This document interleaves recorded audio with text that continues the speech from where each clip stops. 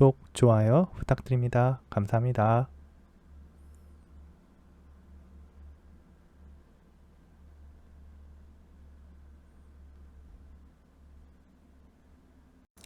안녕하세요. 반갑습니다. 오늘은 지난 시간에 이어서 트리거에 대해서 더 알아볼 거예요. 트리거에 대한 내역이 상당히 많기 때문에 지금 이틀에 걸쳐서 그 내역을 처리를 하고 있습니다. 자, 오늘 알아볼 거는 엔터 엑시트 액션에 대해서 알아볼 건데요. 엔터 액션, 엑시트 액션 이렇게 두 가지가 있어요. 보시면 엔트리를 정의를 했고요. 그 밑에 트리거를 만들었어요. 트리거는 트리거 엔터 액션과 엑시트 액션을 구현을 했고요. 거기는 로컬 페이드 트리거 액션이란 걸 통해서 처리하도록 했습니다. 그래서 페이드 트리거 액션은 뭘 처리하는지 한번 확인해 볼게요. 페이드 트리거 액션을 보시면 스타트 프롬이라는 게 있고요. 그 안에 오버라이드 인보커를 해가지고 트리거 액션의 비주얼 엘리먼트 통해서 처리를 하도록 했습니다. 자, 샌더가 애니메이트를 할 건데 페이드 트리거 액션이라는 이름으로 애니메이션을 정의를 할 거예요. 이 애니메이션은 스타트 프롬의 값에 따라서 컬러 프롬 RGB의 밸류 값을 변경합니다. 그래서 이 밸류 값이 1초 동안 아마 1000ms 동안 서서히 변경이 될 거예요. 그래서 몇 가지 애니메이션의 그 타입이라든지 그런 것들을 정의를 했어요. 그래서 이걸 실행을 해보시면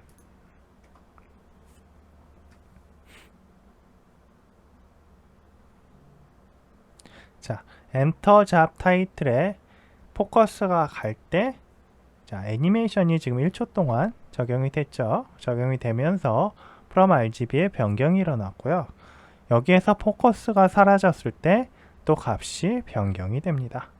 자, 이런 식의 작업을 할 수 있도록 엔터 엑시트 액션이라는 트리거를 적용할 수가 있어요. 여기에서 엔터 액션, 엑시트 액션을 적용해서 이 포커스의 변경을 처리할 수 있다는 이야기예요. 그리고 또 어떤 게 있냐면 스테이트 트리거가 있어요. 상태의 트리거는 비주얼 스테이트가 적용되어야 하는 조건을 정의하는 특수화된 트리거 그룹이에요. 상태의 트리거는 비주얼 스테이트의 스테이트 트리거스 컬렉션에 추가가 되고요. 이 컬렉션에는 단일 상태 트리거 또는 여러 상태 트리거가 포함될 수 있습니다. 컬렉션의 상태 트리거가 활성화되면 비주얼 스테이트가 적용됩니다. 그러면 이 스테이트 트리거를 사용하는 방법에 대해서 또 확인을 해 볼게요. 저희는 스테이트 트리거가 미리 만들어져 있고요. 스테이트 트리거 보시면 여러 가지가 있는데 컨텐트 페이지에 리소스를 가지고 처리하도록 했어요. 리소스 안에는 인버전 불리언 컨버터도 있고요. 타겟 타입이 그리드인 것들에서 뭔가 처리하도록 했어요. 비주얼 스테이트 그룹 리스트를 보시면 비주얼 스테이트 그룹이 있고 그 안에 비주얼 스테이트가 있어요. 비주얼 스테이트 안에서 스테이트 트리거를 적용을 할 수가 있습니다. 여기 보시면 스테이트 트리거에 is active라는 속성에다가 토글이라는 거를 바인딩을 해놨어요. 그러면 이 토글이라는 게 뭔가 변경이 되면 액티브가 변경이 되겠죠. 그리고 액티브의 변경은 onChecked state is active changed라는 체인지 이벤트를 발생하도록 하고요. 이거에 의해서 뭔가 변경이 될 거예요.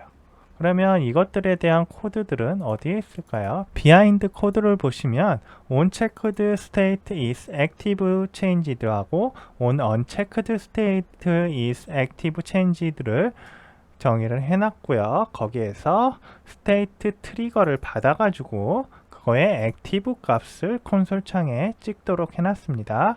그리고 인버전 불리언 컨버터도 여기서 정의를 해서요. 불리언이 true일 때는 false 값을, false일 때는 true 값을 전달하도록 해놨습니다. 그리고 다시 제몰 페이지로 가셔요.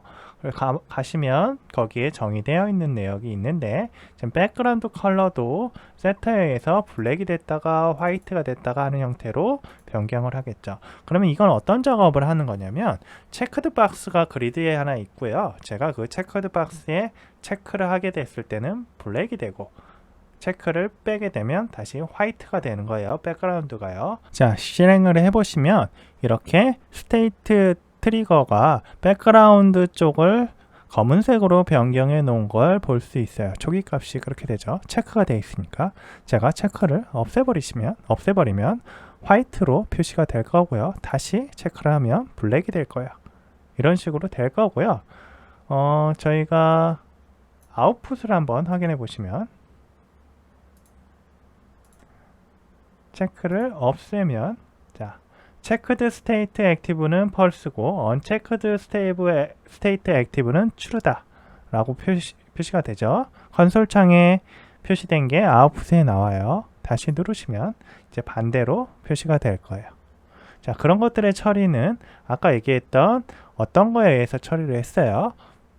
비하인드 코드에 가보시면 뷰 코드에 가보시면 여기 뷰 코드에 on checked state is active changed에 의해서 처리를 했어요. on unchecked도 그걸 처리를 하고 있고요. 그리고 그 두 가지 중에서 unchecked 같은 경우에는 inverse boolean converter가 적용이 되어 있어서 그것에 의해서 값이 거꾸로 표현이 되는 거예요. 자, 이렇게 해서 스테이트 트리거에 대해서 처리를 하는 걸 봤고요. 또 이제 어댑트 트리거라는 게 있어요. 이 어댑트 트리거는 윈도우가 지정한 하이트나 위드일 때 비주얼 스테이트 변경을 트리거해요. 그래서 비주얼 스테이트를 적용해야 하는 최소 창 높이를 나타내는 W 형식의 min 윈도우 하이트가 있고요.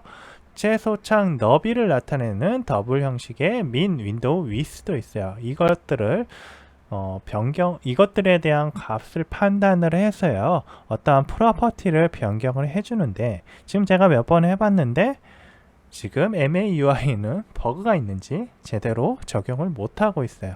그래서 이 min 윈도우 위드나 하이트에 의해서 변경 오리엔테이션 스택의 오리엔테이션을 변경을 해서 가로로 했다가 세로로 했다가 하는 형태의 변경이 적용이 돼야 되는데 적용이 안 됩니다. 하지만 어댑티브 트리거가 그런 작업을 한다는 걸 알아두시면 될 거예요. 그래서 이번에는 compare state 트리거에 대해서 알려드릴 건데요. 속성이 특정 값과 값이 같을 때 비주얼 스테이트의 변경을 트리거하는 트리거예요. compare state 트리거를 보시면 여기도 상당히 좀 복잡한 것 같은데요. 이걸 외워두시면 돼요. compare resource의 스타일 안에 setter를 가지고 프로퍼티의 visual state manager의 visual state groups를 프로퍼티로 두고 그 아래쪽으로 정의를 하는데요. 초기에 비주얼 스테이트 그룹 리스트 아래 비주얼 스테이트 그룹이 있고요. 비주얼 스테이트를 가지고 처리를 하고요. 비주얼 스테이트 스테이트 트리거 안쪽에 compare state 트리거를 적용을 할 거예요. 이번에 보시면 프로퍼티에 바인딩을 했죠. 레퍼런스에 있는 체크박스와 바인딩을 해서 패스는 is checked와 연결이 되도록 했어요. 그러면 체크박스에 checked를 변경을 하면 그 값을 가지고 뭔가를 판단을 하겠죠. 밸류가 true라면 백그라운드 블랙이 되고요. 그러면 이전에 했던 내용하고 똑같은 거를 compare state trigger를 가지고 하는 거잖아요. 이전에 저희가 state trigger의 그냥 일반적인 경우를 통해서 처리를 했어요. 내역을 보시면 여기에서 그냥 토글을 가지고 is active 가지고 처리를 했잖아요.